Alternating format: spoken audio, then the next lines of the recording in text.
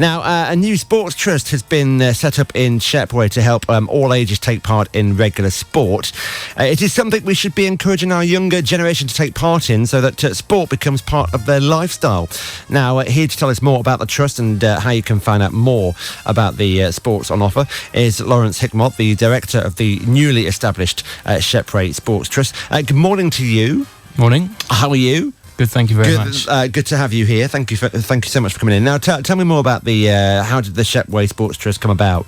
Well, our main funder is the Roger De Haan Charitable Trust, and the Shepway Sports Trust was set up to support and enhance the plans of the regeneration in Shepway. Okay. Staff from the Roger De Haan Charitable Trust carried out a number of consultations with local sports clubs, schools and other organisations to establish what the local needs were in terms of sport. Right. And following these consultations, it was felt that a sports trust should be set up in order to develop and implement a new strategic plan for sport in Shepway. Okay. So how is it funded? Well, the main funder is Roger De Haan, his charitable trust. Okay. However, we do, obviously, as a charitable trust ourselves, we also are able to apply for funding from other sources as well. Okay, cool. So how will the trust operate? For example, how will people be able to access sports through the trust? Well, we've already started increasing sports opportunities locally, with our initial focus being on schools and our sports clubs. But, I mean, just to be clear, that the trust won't actually deliver the sports ourselves, because it's only myself and Emily, my colleague, that are here working at the moment. But generally our role is to work in partnership with our schools and our sports clubs, plus the other organisations such as the council, the school games team and Charlton Athletic community scheme and so on, to ensure that we're coordinating and promoting new and existing opportunities effectively, and importantly making sure that these opportunities are accessible to everyone. Okay. Now the trust is looking at helping young people to get into the habit of taking part in sport, which I think is a great idea. Is this something we have lost over the generations, do you think? Well, I'm not sure it's something that's been lost, but there certainly are still lots of young people that are firmly in the habit of playing sport. Yeah. However, I do definitely think that sport has much more to compete with than the past generations. I mean, by this I mean that this generation have so many different things to occupy themselves at their fingertips. You know, it's you know, when you get home from school, it's probably more appealing and easier for young people to switch on a TV, play your games consoles, communicate with friends and social media and so on. But you know, I think one of the trust's aims will be to engage those young people that don't currently have a sporting habit, and create opportunities that will be more appealing to them, so that they might feel, you know, more motivated to get involved rather than continue to choose the less active options and just listed. Okay, so why is sport important, especially for a young person's development? Well, I think sport is fundamental to the early development of children and youth, and the skills learned during sport and physical activity contribute to the holistic development of young people. I mean, through participation in sport, I think young people learn about the importance of key values, such as honesty, teamwork, fair play, respect, self-discipline, adherence to rules. I think it also provides a platform for young people to learn how to deal with competition and how to cope with both winning and losing as well. Yeah, I think it's a great thing. And of course, we had the Olympics back in 2012 as well. Do you think the Olympics it's left a legacy in the UK? Yeah, I think the Olympics has definitely left a legacy. However, I think it's key not to be complacent, as the work has to be ongoing in order to make it a lasting legacy.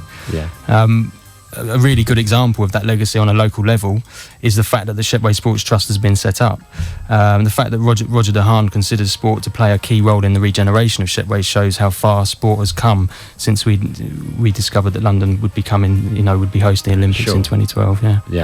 And we know the health benefits from sport, but what other opportunities can come from being involved with sport? I'd say the opportunities that arise through sport are endless, to be honest. I mean, my constant involvement in sport as a participant, a volunteer and a coach led me to realise that I wanted to pursue a career within the sports sector, which I've done so. There's also a very social aspect of sport. Many of the friends that I keep in touch with regularly are those that I've met through sport over the years. I think, you know, there's endless benefits, to be honest. Yeah, I think it's a great thing, because I know my nephew was he was one of those children who was always playing on his phone, playing on his computer games, and he joined a local football club, and the difference was just amazing, because he was learning, you know, to play part of a team, meeting people, so he wasn't actually indoors all the time, just playing on his Xbox. I think that's right. That's what it's all about. Yeah. You've also set up a sports apprenticeship scheme as well, and supports coaches with qualifications. So there are benefits, not just for people taking part, but also those involved with teaching sports. So what opportunities are there? Well, there's, like you just said, that we've set up an apprenticeship scheme where we're working with our partner schools. We've actually already appointed 2 apprentices. One's going to be based at Folkestone Academy School, one at Harvey Grammar School. They'll start their role in September 2014. Okay. We're also going to be interviewing for apprentices that will come from Pent Valley and Marsh Academy School. All right. And those apprentices are going to be in place to support their PE departments.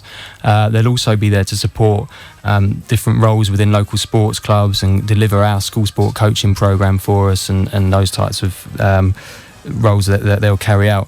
We're also setting up leadership academies within secondary schools, and by that I mean there'll be opportunities for young people from years 7 and upwards to gain qualifications in volunteering in sport, and they'll be able to also be on hand to support the delivery of school sport competitions and so on. Okay. As you said, we're supporting local coaches to become more qualified and able to deliver in our schools and out in the community. Yeah. We've actually set up a volunteering and bursary scheme as well, where new coaches and existing coaches can sign up. We've had an app designed, register onto the app, and log their hours, and then in turn for their hours we'll give them bursaries to go and get funding towards education and training. Excellent. Yeah. That launches the 31st of March, by the way. Okay, fine. So not too long to go now. Monday, yeah. Is it Monday? Yeah, Monday's the 31st. So what events have you got coming up then? Well, we've got on the 7th of April, actually, we've got a handball level 1 course coming up, and that's going to be delivered by a GB Olympian, Louise Jukes. So we've got 18 people signed up to do that level 1 course, but there are still a few spaces left. So if anyone wants to get involved in helping in developing handball in Shepway, they're more than welcome to get in touch. Handball. Oh, right. Okay. I've heard about that. Yeah. Is that quite a new thing?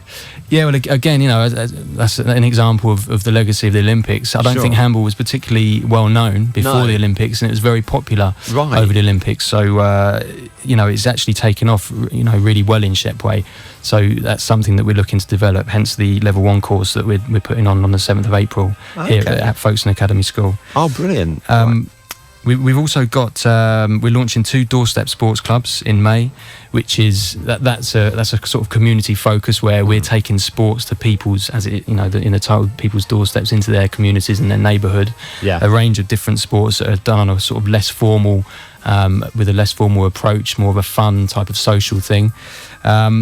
And we'll also be launching Park Run, which will be a 5k run up on the Lees every Saturday morning from 9 o'clock. Oh, really? And that'll be completely and utterly free for everyone to come along and get involved in, people of all ages, abilities and so on. Oh, brilliant. Yeah. Sounds something for the whole family to join in. Exactly. Yeah. Oh, brilliant. Yeah. What else? Also, a couple of launch events in June. We've got one happening down on the Marsh. The dates are still to be confirmed for those.